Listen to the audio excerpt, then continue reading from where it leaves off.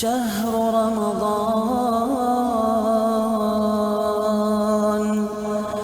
رمضان الذي أنزل فيه القرآن هدى للناس وبينات من الهدى والفرقان. بسم اللہ الرحمن الرحیم. اللہم فقہنا فی الدین، اللہم فقہنا فی الدین، ربی زدنا علما وعملا متقبلا، آمین یا رب العالمین. جیسا کہ ہم سب جانتے ہیں کہ ہم پر ایک ایسا موسم بہار آنے والا ہے جس کی رحمتیں، برکتیں، فضیلتیں جو اللہ تعالیٰ اس مہینے میں ہم پر نازل کرنے والے ہیں. ایسا مہینہ جس کو پانے کے بعد ہم جنت میں جانے کا ذریعہ حاصل کر سکتے ہیں. ایسا مہینہ جس سے ہم اللہ کی رضا کو حاصل کر سکتے ہیں. ایسا مہینہ جس میں ہم اپنی مغفرت کروا سکتے ہیں. تو اس مہینے کے آنے کا ہم استقبال بھی کرتے ہیں اور اس کی تیاری بھی کرتے ہیں. جیسا کہ نبی کریم صلی اللہ علیہ وسلم کا ایک معمول رہا ہے کہ نبی کریم صلی اللہ علیہ وسلم جب شعبان آتا تو رمضان کی تیاری شروع کر دیتے تھے. جیسا کہ ہمارے یہاں پر جب شعبان آتا ہے تو لوگ اپنے صوفے سیٹ چینج کرتے ہیں، کبھی اپنے فرنیچرز چینج کرتے ہیں، کبھی اپنے قالین چینج کرتے ہیں. اس طریقے سے کام انسان کرتے رہتے ہیں. لیکن اللہ کے نبی کریم صلی اللہ علیہ وسلم پورے صحابہ اکرام کو خطبات دیا کرتے تھے. ان خطبات میں درس دیا کرتے تھے. یہ وہ لوگ تھے جن کے بارے میں ہمیں کوئی گمان یا پھر کوئی شک نہیں ہے کہ وہ متقی اور پرہیزگار لوگ تھے. وہ ایسے لوگ تھے جن کے بارے میں نبی اللہ تعالیٰ نے خود فرمایا کہ وہ اللہ تعالیٰ سے راضی اور اللہ تعالیٰ ان سے راضی ہے. یہ وہ لوگ تھے جن کو اللہ تعالیٰ نے جنت الفردوس کی جنت کی خوشخبری دی. تو یہ ایسے لوگوں کے سامنے نبی کریم صلی اللہ علیہ وسلم جب رمضان آتا تو آپ صلی اللہ علیہ وسلم ان کو خطبات دیا کرتے اور لوگوں سے کہا کرتے تھے کہ تم رمضان کے لیے اپنے آپ کو تیار کرو. جیسا کہ ہم سب جانتے ہیں کہ انسان کی کمزوری ہے. اللہ تعالیٰ نے انسان کو کمزور بنایا ہے اور یہ کمزوری انسان کی طبیعت میں نمایاں ہے، جس کی وجہ سے انسان کبھی تنگ دلی کا، کبھی کاہلی کا اور کبھی اچھے کام کرتے ہوئے شیطان کے بہکاوے کا شکار ہو جاتا ہے، جس کی وجہ سے اپنے رب کی اطاعت سے وہ دور ہونے لگتا ہے اور پھر فرائض سے، واجبات سے اور پھر اعمال صالح سے وہ دور ہونے لگتا ہے. تو اسی لیے اللہ تعالیٰ اسی کے حساب سے، انسان کی فطرت کے حساب سے اللہ تعالیٰ نے ہمیں یہ موقع دیا ہے کہ ہم اللہ تعالیٰ کی رضا کو اور اللہ تعالیٰ کی خوشنودی کو ہم اس مہینے میں حاصل کر سکتے ہیں. یہ مہینہ ایسا ہے جس کو اللہ تعالیٰ نے اپنے لیے خاص چنا ہے. یعنی آپ دیکھیے اللہ تعالیٰ نے انسانوں کو چنا. اسی طریقے سے اللہ تعالیٰ نے فرشتوں میں سے جبرائیل علیہ السلام کو چنا اور پھر انسانوں میں انبیاؤں کو چنا. اسی طریقے سے اللہ تعالیٰ سالوں اور مہینوں میں سب سے افضل مہینہ جس کو قرار دیا وہ رمضان کا مہینہ ہے. اور اللہ تعالیٰ جس کو چاہتا ہے اپنا کام لیتا ہے. جیسے کہ اللہ تعالیٰ نے خود فرمایا کہ وَرَبُّكَ يَخْلُقُ مَا يَشَاءُ وَيَخْتَارُ مَا كَانَ لَهُمُ الْخَيْرُ کہ سورۃ القصص کی آیت نمبر 68 میں، اور تمہارا رب جو چاہتا ہے پیدا کرتا ہے اور وہی ہے جسے وہ چاہتا ہے چن لیتا ہے، اس کے علاوہ کسی کو یہ اختیار نہیں ہے. اور پھر اللہ تعالیٰ نے فرمایا سورۃ الحج آیت نمبر 75 میں کہ اللہ تعالیٰ نے اپنے احکامات اور فرامین پہنچانے کے لیے جیسے فرشتوں میں سے پیغمبر منتخب فرمائے، ویسے ہی انسانوں سے بھی پیغمبر کو منتخب فرمایا. اس طرح اللہ تعالیٰ نے ہمارے لیے، ہماری ہدایت کے لیے انبیاء نے ہمیں اللہ تعالیٰ کی منشا، مرضی اور اس سے آگاہ کیا جو حرام اور حلال ہے. اس سے ہم کو بتایا کہ اللہ تعالیٰ کے احکامات حلال اور حرام میں کیسے فرق کرنا ہے، کس چیز کو ہم برائیوں سے کیسے ہم اپنے آپ کو بچ سکتے ہیں. اس طریقے سے اللہ تعالیٰ نے نبی کریم صلی اللہ علیہ وسلم کے ذریعے اپنی منشا اور مرضی ہمیں بتائی، جس کو حاصل کر ہم دنیا میں اللہ تعالیٰ کی رضا کو پا سکتے ہیں. اور پھر اللہ تعالیٰ نے نبیوں کے بارے میں یہ بھی فرمایا، اے لوگو یہ رسول تمہارے پاس تمہارے رب کی طرف سے حق لے کر آیا ہے. پھر اللہ تعالیٰ نے فرمایا کہ اللہ تعالیٰ ہی بہتر جانتا ہے کہ وہ رسالت کا کام کس سے لے. تو یہ سب آیتوں میں اللہ تعالیٰ نے جس طریقے سے ذکر کیا، پھر اسی طرح اللہ تعالیٰ نے حضرت ابراہیم علیہ السلام کو حکم دیا کہ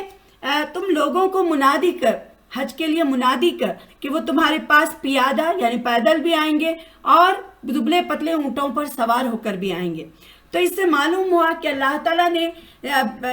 نبیوں کو چنا اور ان کو حکم دیا کہ وہ لوگوں کو اللہ کی طرف بلائیں۔ تو اس سے اور یہ بھی ہے کہ اللہ تعالیٰ نے ماہ اور سال کے کچھ ایام کو فضیلت اور شرف سے نوازا ہے، جن میں اللہ تعالیٰ کے خاص رحمت کا نزول ہوتا ہے، اور ان میں رمضان کا جو مبارک اور رحمتوں والا مہینہ ہے اس کا خصوصی اہمیت بھی اس کو اللہ تعالیٰ نے خاص اہمیت اس کو حاصل دی ہے۔ تو جیسے کہ ہم جانتے ہیں سورۃ البقرہ آیت نمبر 185 میں اللہ تعالیٰ فرماتے ہیں شہر رمضان الذی انزل فیہ القرآن ھدی للناس وبینات من الھدی والفرقان، ماہ رمضان وہ مہینہ ہے جس میں قرآن نازل کیا گیا، یہ لوگوں کے لیے ہدایت اور اس میں ہدایت اور حق اور باطل میں فرق کرنے کی واضح دلیلیں پائی جاتی ہیں۔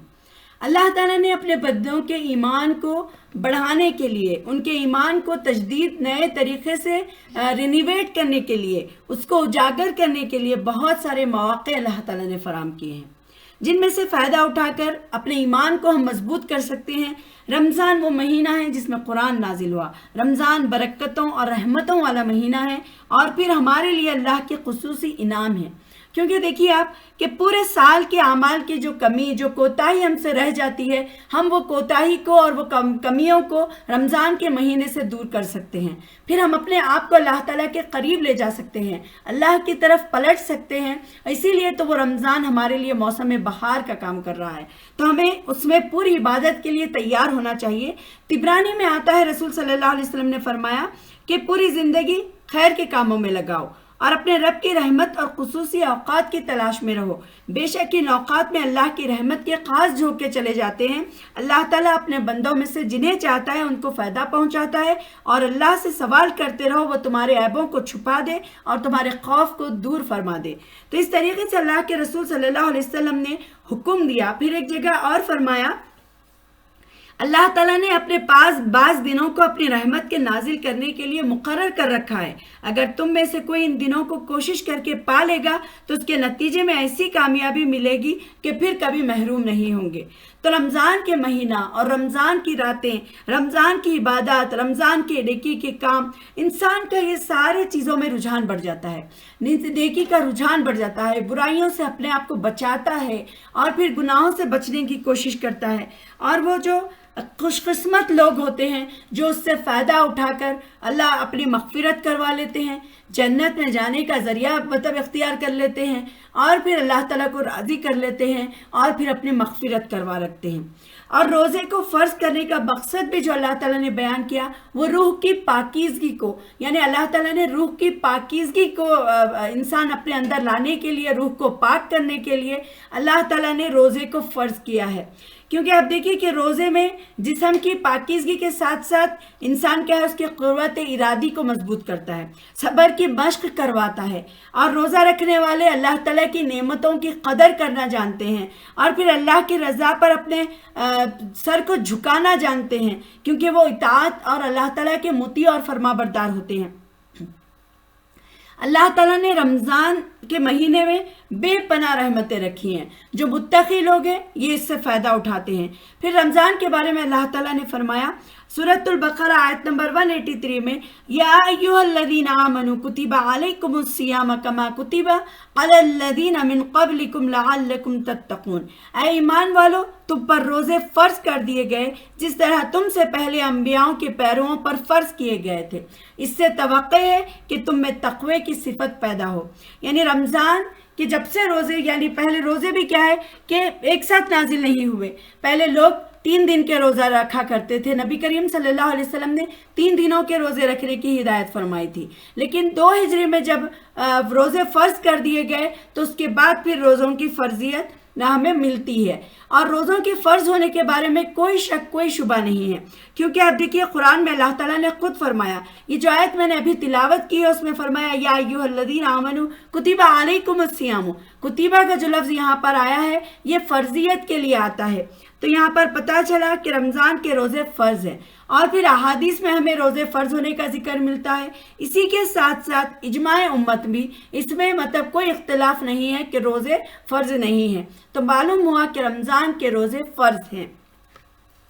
پھر رمضان کے روزے صرف فرضی نہیں ہیں، نبی کریم صلی اللہ علیہ وسلم نے فرمایا بنی الاسلام علی خمسین، اسلام کی بنیاد 5 چیزوں پر ہے۔ شہادت اللہ الہ الا اللہ، کہ اللہ یہ گواہی دینا کہ اللہ تعالیٰ ایک ہے، وَأَنَّ محمد رسول اللہ، اور محمد صلی اللہ علیہ وسلم اللہ کے رسول ہیں، وَإِقَامَ الصَّلَاةَ، اور نماز قائم کرنا، وَإِيتَاءَ الزَّكَاةَ، اور زکوٰۃ ادا کرنا، وَحَجَّ الْبَيْتِ، اور بیت اللہ کا حج کرنا، وَصَوْمِ رمضان، اور رمضان کے روزے رکھنا۔ تو یہاں پر ہمیں پتہ چلا کہ رمضان کے روزے صرف فرض ہی نہیں بلکہ اسلام کی بنیادی رکن ہے، اسلام کا بنیادی رکن ہے جس کے بغیر ہمارا اسلام مکمل نہیں ہے۔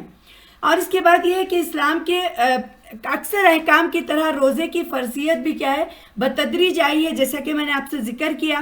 اور پھر اللہ تعالیٰ نے روزے کا جو مقصد فرمایا ہے قرآن میں وہ یہ بھی ہے کہ وَلِتُكَبِّرُوا اللَّهَ عَلَىٰ مَا هَدَاكُمْ وَلَعَلَّكُمْ تَشْكُرُونَ، اور جس ہدایت سے اللہ نے تمہیں سرفراز فرمایا ہے اس پر اللہ کی کبریائی کا اظہار اور اعتراف کرو اور شکر گزار بنو۔ یعنی رمضان کے روزے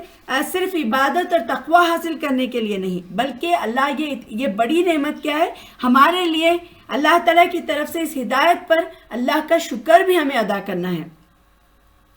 رمضان نیکیوں کا موسم، جس کے بارے میں ہم آپ جانتے ہیں کہ ابی ہریرہ رضی اللہ تعالیٰ عنہ قال قال رسول اللہ صلی اللہ علیہ وسلم اذا دخل رمضان فتحت ابواب السماء وفي روایت فتحت ابواب الجنہ واغلقت الابواب جہنم وسلسلت الشیاطین وفي روایت فتحت ابواب الرحمہ، متفق علیہ۔ حضرت ابو ہریرہ رضی اللہ تعالیٰ عنہ سے روایت ہے کہ رسول صلی اللہ علیہ وسلم نے فرمایا جب رمضان آتا ہے تو آسمان کے دروازے کھول دیے جاتے ہیں۔ ایک دوسری روایت میں یہ الفاظ آئے ہیں کہ جنت کے دروازے کھول دیے جاتے ہیں اور جہنم کے دروازے بند کر دیے جاتے ہیں اور شیاطین باندھ دیے جاتے ہیں۔ پھر ایک اور روایت میں آیا ہے، یہ الفاظ آئے ہیں کہ رحمت کے دروازے کھول دیے جاتے ہیں۔ تو نبی کریم صلی اللہ علیہ وسلم کا یہ معمول تھا کہ رمضان کے آغاز میں لوگوں کو نصیحت کرتے تھے، اور یہ وہ مسلمان تھے جن کے بارے میں بہت ہم گمان نہیں کر سکتے کہ یہ کوئی گمراہ یا بھٹکے ہوئے لوگ تھے۔ یہ تو اللہ ان سے راضی تھے، ان کے باوجود بھی نبی کریم صلی اللہ علیہ وسلم انہیں فرماتے تھے کہ تم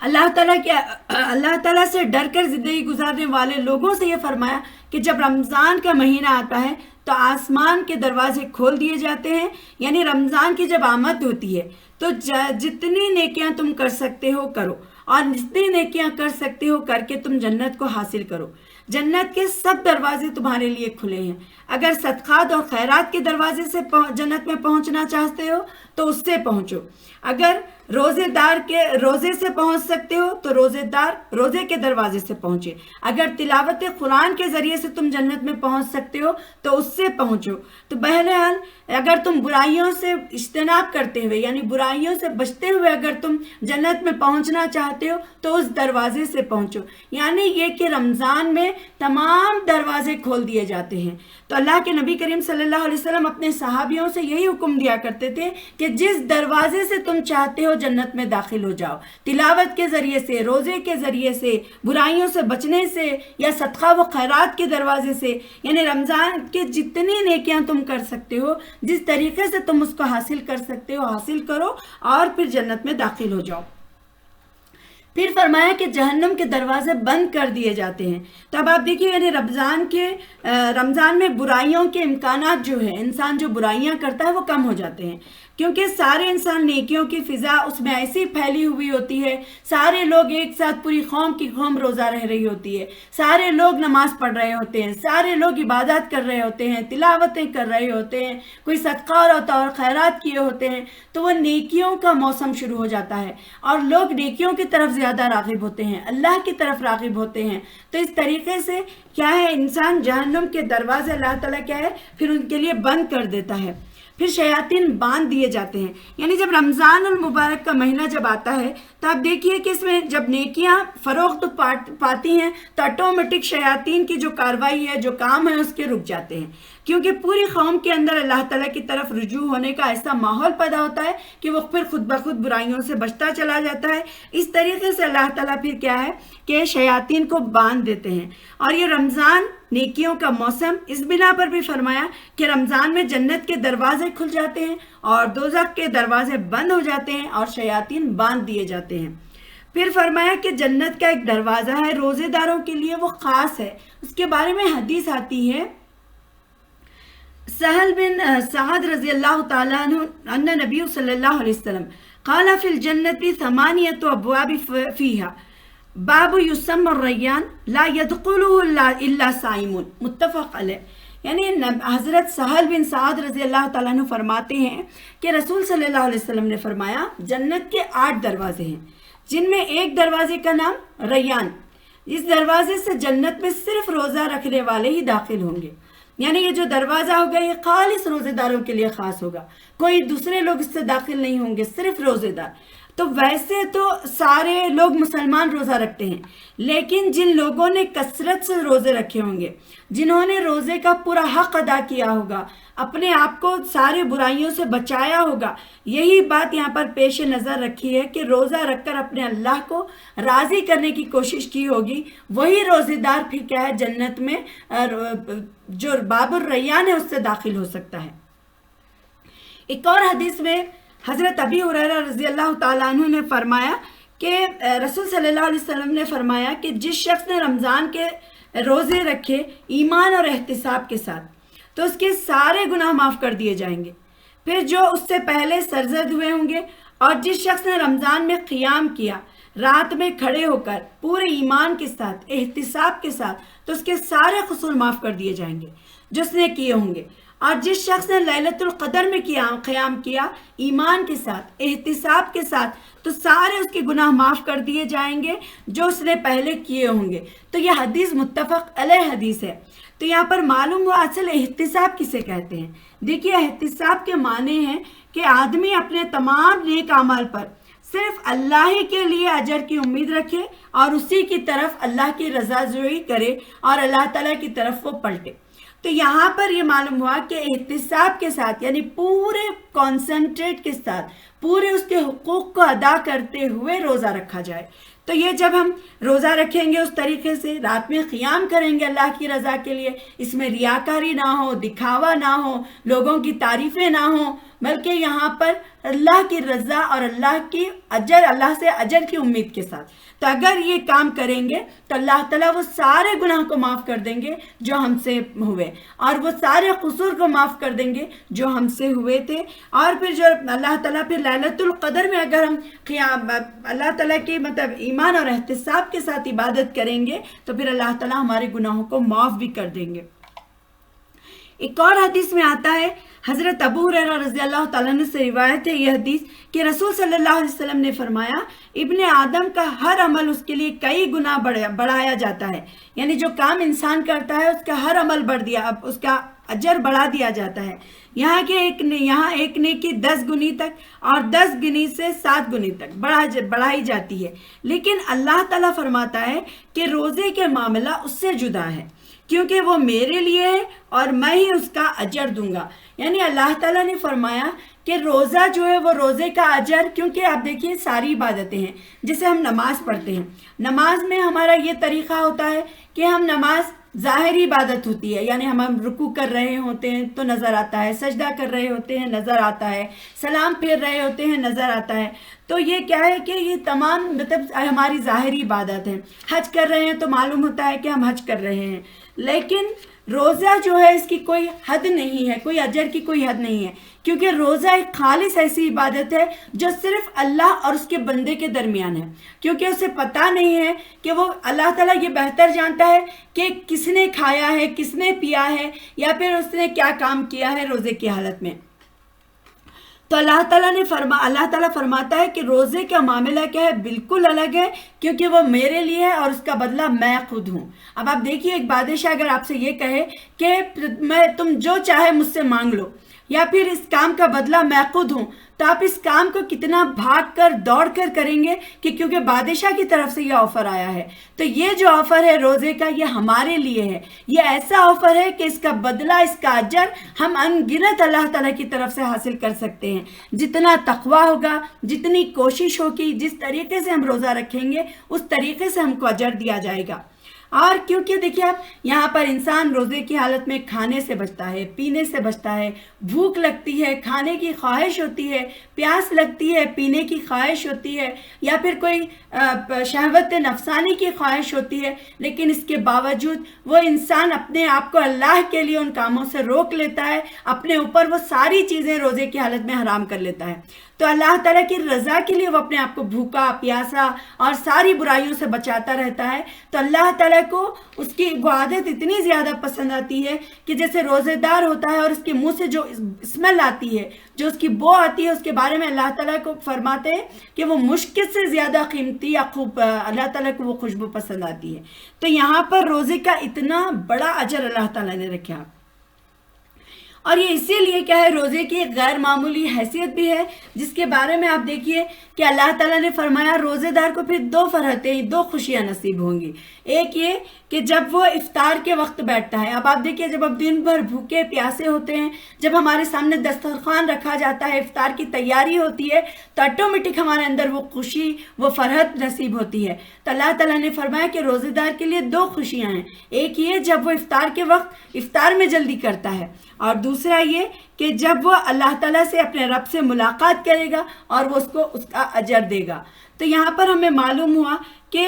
روزے دار کے لیے 2 خوشیاں ہیں۔ تو جب ہم روزہ پوری کامیابی، دیکھیے آپ نماز تو ہم ہمیشہ پڑھتے ہیں، 5 وقت کی نماز پڑھتے ہیں، عبادت کرتے ہیں، لیکن کسی کے معاملے میں اللہ تعالیٰ نے اتنی زیادہ اہمیت اور اتنی زیادہ فضیلت اور اتنا بڑا اجر نہیں رکھا جتنا روزے دار کے لیے اللہ تعالیٰ نے رکھا ہے۔ اب روزہ کیا ہے؟ برائیوں سے ڈھال ہے، یعنی جب جنگ میں انسان لڑتا ہے تو اپنے آپ کو بچانے کے لیے ڈھال کا استعمال کرتا ہے، تلواروں سے، نیزوں سے بچنے کے لیے۔ تو اسی طریقے سے روزہ ہمارے لیے ایک ڈھال کا کام کرتا ہے۔ جیسے ہمارے سامنے دیکھیے آپ کوئی گناہ ہوتا ہے، یا کوئی اگر انسان ہمارے سامنے گالی دینے آئے تو ہم اس کو بدلے میں گالی نہیں دیں گے، کیونکہ ہم بولیں گے نہیں بھائی میں روزے سے ہوں، میں گالی نہیں دے سکتا۔ یا پھر اسی طریقے سے کوئی اگر جھگڑا کرنے آئے تو آپ بولیں گے نہیں بھائی میں روزے سے ہوں، میں آپ سے جھگڑا نہیں کر سکتا۔ یا پھر کوئی اور برائی کی طرف اگر انسان کو راغب ہو تو بولے گا نہیں میں روزے سے ہوں، مجھے بچنا ہے۔ تو اس طریقے سے انسان گالی گلوچ، برائی، جھوٹ، چوری، غیبت، ہر گندے کام سے بچتا چلا جاتا ہے۔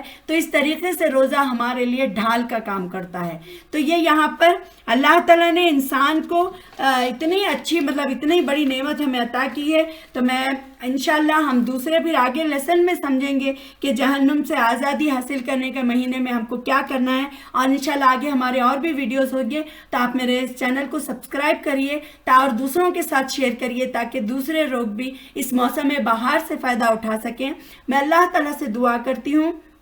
کہ اللہ تعالیٰ ہمیں رمضان، اللہم بلغنا رمضان، کہ اللہ تعالیٰ ہم کو رمضان تک پہنچا دے اور ہمیں صحت اور تندرستی کے ساتھ رمضان کے روزے رکھنے اور اس کے پورے روزے کا فائدہ اٹھانے والے اللہ تعالیٰ ہمیں بنائیں، اور اللہ تعالیٰ ہم سب سے راضی ہو جائے اور رمضان کی تمام رحمتیں، برکتیں، فضیلتیں، مغفرتیں اللہ تعالیٰ ہمیں عطا فرمائیں۔ سب سے پہلے اللہ کی رضا ہمیں عطا ہو، آمین۔ وآخر دعوانا الحمدللہ رب العالمین۔ السلام علیکم ورحمۃ اللہ وبرکاتہ۔ سبحانک اللہم وبحمدک، اشہد ان لا الہ الا انت، استغفرک واتوب الیک۔ پھر ماہ رمضان آیا، رحمت کی چھائی ہے گھٹا، پھر ماہ رمضان آیا، رحمت کی چھائی ہے گھٹا۔ عاجز ہے تو مانگ دعا، ساجد ہے تو سر کو جھکا، عاجز ہے تو مانگ دعا، ساجد ہے تو سر کو جھکا۔ مومن کی بس ایک صدا، لا الہ الا اللہ، لا الہ الا اللہ۔